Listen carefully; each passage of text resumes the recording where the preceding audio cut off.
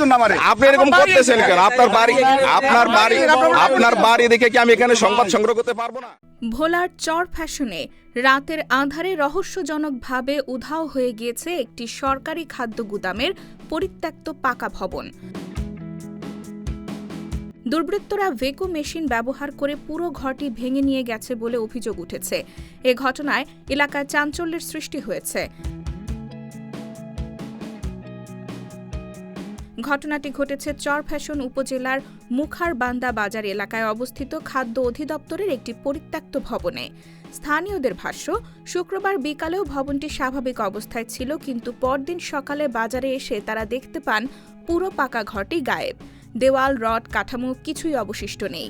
একাধিক এলাকাবাসী জানান, খাদ্য অধিদপ্তরের নতুন গুদাম নির্মাণের পর পুরনো ভবনটি পরিত্যক্ত অবস্থায় ছিল। তবে রাতের আঁধারে এভাবে সরকারি স্থাপনা ভেঙে নিয়ে যাওয়া উদ্বেগজনক।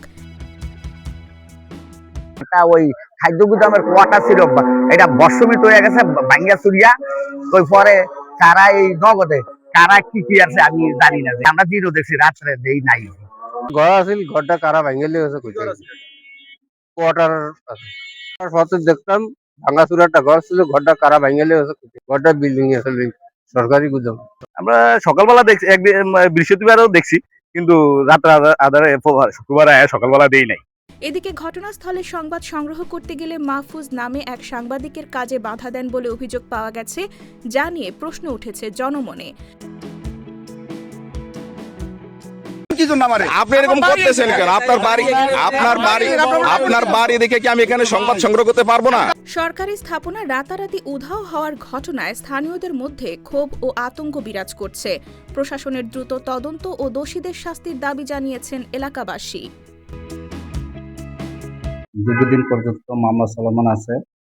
কিছুদিন পূর্বে গুদামে কাজ শুরু করলে আমরা এসিলেন স্যার মহোদয়ের শরণাপন্ন হই। এসিলেন স্যার কিছু লোক ওখানে সার্ভেয়ার পাঠাইছিল, সার্ভেয়ার পাঠাই বলতে মামলা নিষ্পত্তি নেওয়া পর্যন্ত এখানে কাজ বন্ধ থাকবে। এরপরে মাঝখানে বন্ধ ছিল, হঠাৎ করে বৃহস্পতিবার রাতে তারা পরিত্যক্ত একটা কোয়ার্টার ছিল, এটা ভেঙে নিয়ে যায়। পরবর্তী দিন আমি শুক্রবার জানতে পারি, জানার পরে ইন্সপেক্টর মহোদয় পাঠাইলে সে আমাকে ছবি ফুটেজ পাঠায়।